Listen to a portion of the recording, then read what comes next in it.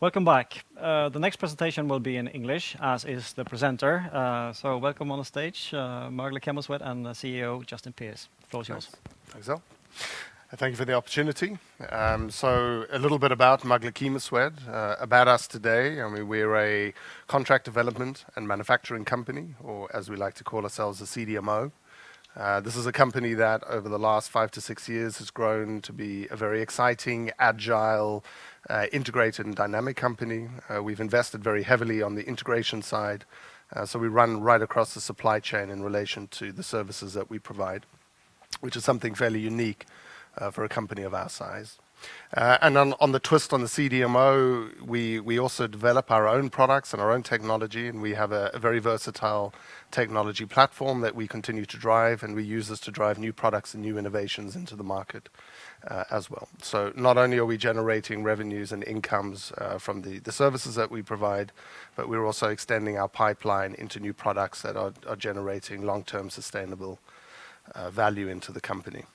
The company itself is just over 80 people. It says 75 people on the slide, but we recently closed the acquisition of Pharmacept. So this has added some more people into the business. And over the last 5 to 7 years, we've run over 15 successful projects, invested over 90 million Swedish kronor into the business, been involved in 4 major patent families, and brought 2 new drug substances with customers into the market. So we've had a pretty good and a very strong period over the last 5 years. And this really looks at the history of the company. We've extended from 1944 is where our experience started in contract development manufacturing, all the way up until 1995, where Magle was created as a research and development company. And this is where we get our technology platform from. So the technology platform originated within the Magle organization. And it wasn't until 2016 when Magle acquired Chemoswed that we started seeing that there was a real synergy to fit together a research and development company with a very strong and experienced manufacturing company in order for us to drive further integration of the development projects that we had going on. In 2017, to make space for these 2 companies to come together, we made a number of divestments.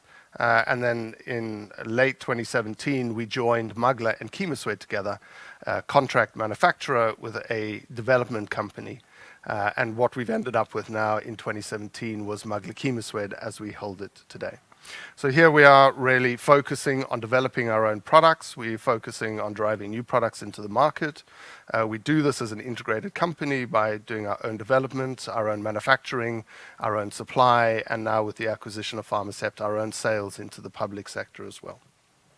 So the company has been driven largely through strategic acquisition and internal organic growth. In 2019, we acquired a company called Adroit Science. This is a specialist analytic company to really help us further develop our own formulations and to offer services to third-party customers as well.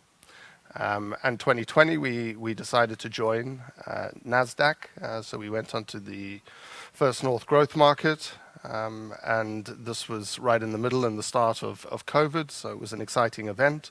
Nonetheless, it's been a successful event in our view so far. And then 2021, earlier this year, we announced that we were purchasing a company in Germany, doing direct sales and marketing in Pharmacept, and we closed that deal just last week, actually, on the 1st of June. So the company has grown fairly significantly over the period, and has really focused on drawing all of this experience together to make a really dynamic company. In terms of leadership, we have Hans-Henrik Lidgard at the chairman of the board. Hans-Henrik is a founder of Magle and has been very vested into development and development projects. And the rest of the board are widely experienced across the sector. So from Malin Mansö as a medical doctor and professor, all the way through to Mats Pedersen and Joel Eklund, who have various investment experience as well as bio and pharmaceutical experience. And then you have myself as the CEO, Fredrik Andersson joined as the COO, and late last year we added Petra Sulin to the executive team as well as the CFO. In terms of where the company is going over the next period of time, we have our strategy, which is named Value Creation 2024, and here we have 5 strategic goals that we're looking at. The first of those is to generate and create a marketing and sales organization, which we started with Pharmacept. This is to really drive our own products and our own pipeline into the market and to generate revenues through that. The second is to generate more profit from our CDMO services. So this is about good selection of projects, about driving the integration and really making sure that we are increasing our profitability and efficiencies from that side of the business. We have put additional focus on our pipeline, our R&D pipeline for our technology platform. This is an area that we see that the company can grow fairly significantly in the future. The quicker we can develop our own products, we can develop those into the marketing organization that we're busy creating now as well. And then we have HR excellence. We are constantly on a talent recruitment and talent scouting. We're investing very heavily in our people. The people are the business. The expertise that we have there are the most valuable asset that we currently have. So we're investing quite heavily to grow that as well. And then our fifth strategic goal is very much efficiency, and some of the financial goals are in there as well, with a target of a 20% EBITDA. So we have a very aggressive financial target in relation to the next period of time ending in 2024. So these are our strategic goals coming up.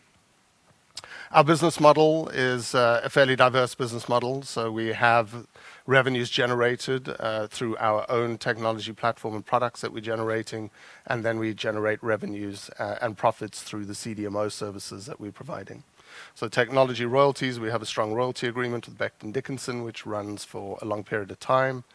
And there we have quarterly royalties, which are being generated cash into the business. Number two, we are generating more and more technology products. And this we're driving again through the sales organization to create more revenues there. And then on the CDMO side, we have our own drug substances that we manufacture and supply to numerous customers around the world. We're doing contract production and manufacturing, process development, and other analytic and chemistry services that we provide as a traditional CDMO. So looking at the business, we run very far across the value chain. We do everything to get a product from innovation to idea. The only two segments that we are not currently active in is very early discovery on drug substances and conducting clinical trials for our customers. So we don't do either of those. But apart from that, everything marked in red is something that we provide a service for. The joy of being able to provide those services is those services are also, we can take them internally and apply them against our own products and our own development in the future. So we're working currently with a number of small molecule drugs. So some of our successful collaborations have been with companies such as Oncopeptides in Sweden and more recently with Alexion Pharmaceuticals in the US. These are both small molecule drugs that we help with. We've developed our expertise into protein chemistry. So more recently we started generating process development and clinical supply material around vaccines. And helping people to develop those sort of new biopharmaceutical and biodrugs. We've been working a lot with drug delivery and inhalation services on the formulation side. We've been specializing quite a lot on inhalation, and we have two of the leading experts in Sweden within the company, within our solid-state chemistry group, who understand this type of inhalation formulation better than anyone else. So we've seen quite a large uptake for that as well from the service segment. So everything we do with professionalism, with agility, with robustness, with integrity, and we really do try and employ a right first time ethos throughout the business. What we do with our own technology platform, as I said already, is we develop our own products. We're driving that pipeline, we're driving that platform currently in order to generate future revenues that are long-term and sustainable into the business. And we will now move away from a business model where we have previously used distributors to distribute our products, and now we will start taking these in-house with the help of Pharmacept and start distributing directly into the market. So with that, we spent a lot of emphasis on our technology pipeline and really looking at the segments where we feel we can be very active. We have 4 segments that we currently concentrate on from a development perspective. The advanced wound care segment, we had Smart Gel has already been approved. We're seeing big uptake into Latin America with that. We just started the registrations now in Russia with clinical trials ongoing there as well. So this is one area that we see that there is strong demand on the technology side for, and we have more coming out in the pipeline We have a second product there, Smart Gel 2, which will follow the one that was recently approved. On the surgical and diagnostic side, this is sort of our sweet spot. We have the Smart Pan, which is a bioindicator developed in conjunction with Heidelberg University Hospital that was approved. As a CE mark, this is already starting to go into the more advanced stages just before market, and we expect to launch that into Heidelberg University as a test bed before rolling it out across the rest of Europe. And we have a number of other products coming out underneath that product as well, based on the good results that we've seen from that. Then on the drug and biological delivery, we have two very early stage projects running there, both using the technology platform.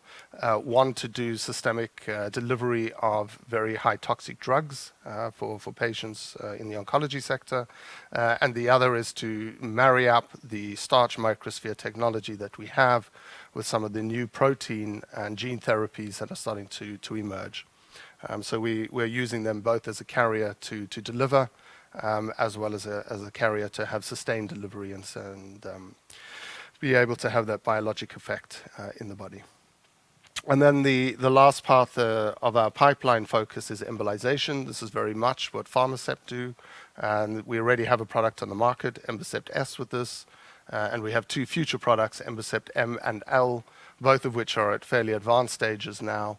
Embocept M is for prostate embolization, and Embocept L is for uterine fibroid.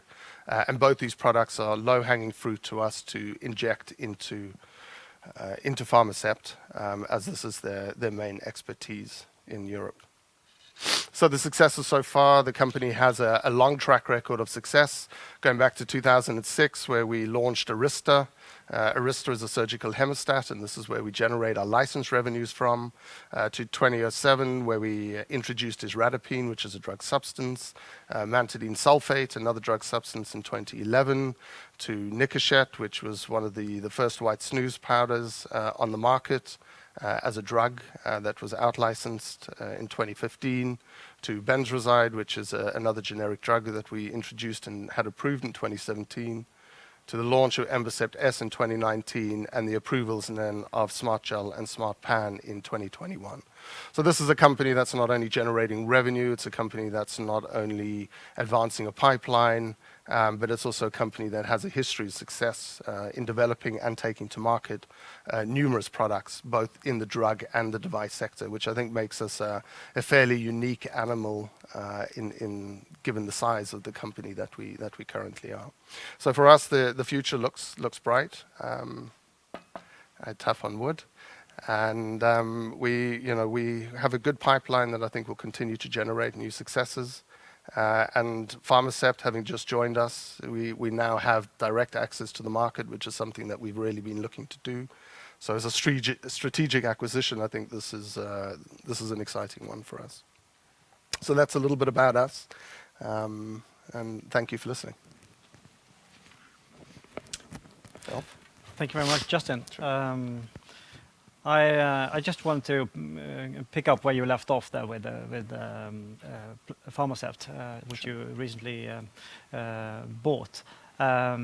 Could you elaborate a little bit on the motivation for that acquisition, and how that will affect, I guess in the end, it will affect your gross margins? Can you elaborate a little bit on that?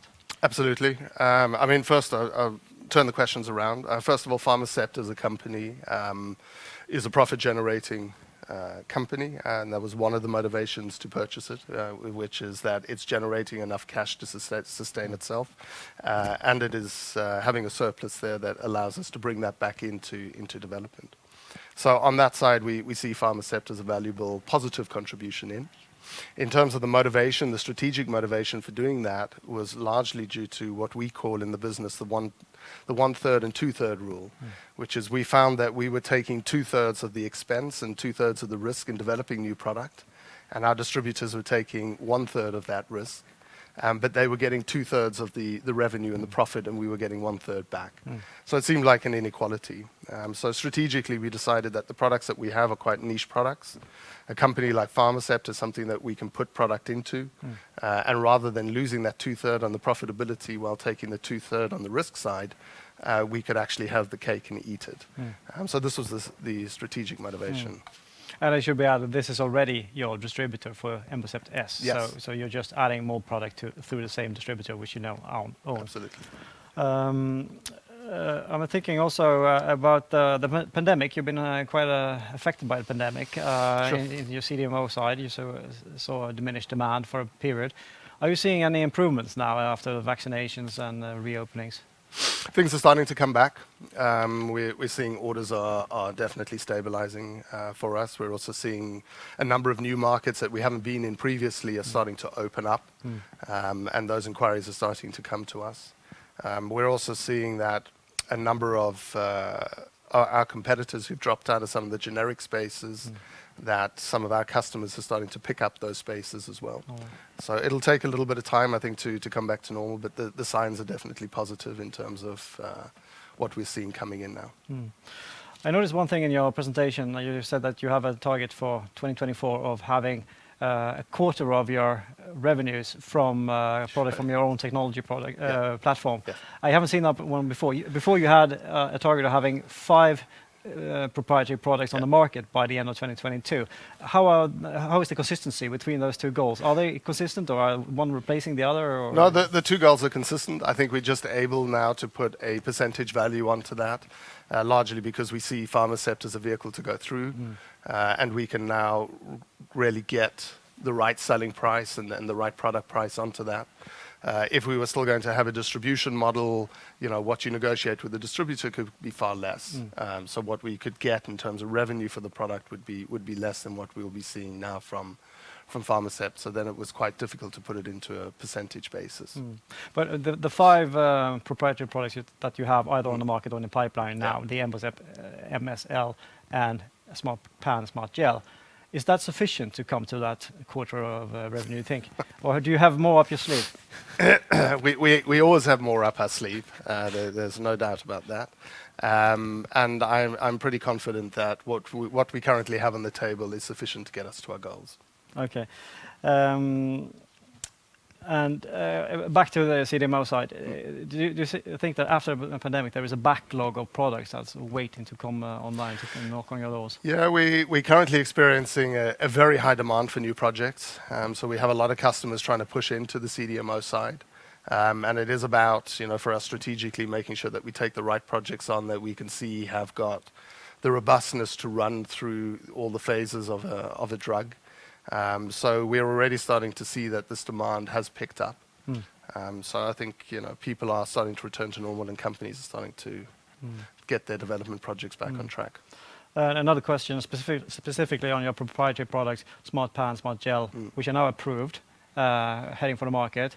When do you expect to see the first revenues there? We hope to see the revenues this year. Certainly for Smart Pan, I think we've had a lot of discussions with a number of authorities on reimbursement, because Smart Pan is a first-in-class product, so it's quite difficult to position it. But all things considered, we expect that to be in Heidelberg probably towards the middle of Q3, beginning of Q4. And Smart Gel, we already have the first preliminary orders for Latin America. But that's just waiting for a final approval from those authorities there. So late this year, early next year. All right. Is one market easier to penetrate than the other? I'm thinking Smart Pan must be a much more concentrated market. Smart Pan is easier to attack from a marketing perspective, purely because you have less surgeries in that sector. So the target audience is smaller. Smart Gel on the wound care, the advanced wound care side, is far more competitive, and it's a much broader market. So yes, Smart Pan is easier. But that being said, we want to make sure that we do it right and we have the right reimbursements moving forward. So we're taking a little bit of time in the beginning to make sure we get it right, rather than find that we've undervalued the product or underpriced the product in the market. So Smart Pan is definitely easier. The uptake from everyone that we've spoken to from an authority perspective has been incredibly positive. And we've had a number of clinics asking us for advance orders of the product. But we will stick with our current strategy of putting it through Heidelberg first. Lovely. You certainly have a very exciting pipeline, and we'll be watching with excitement. Yeah, Thank you very me much, too. Justin. Thank you. Thanks, Alf. The next company up is Claria Pharma, and we will have CEO Jesper Wiklund on in about 5 minutes.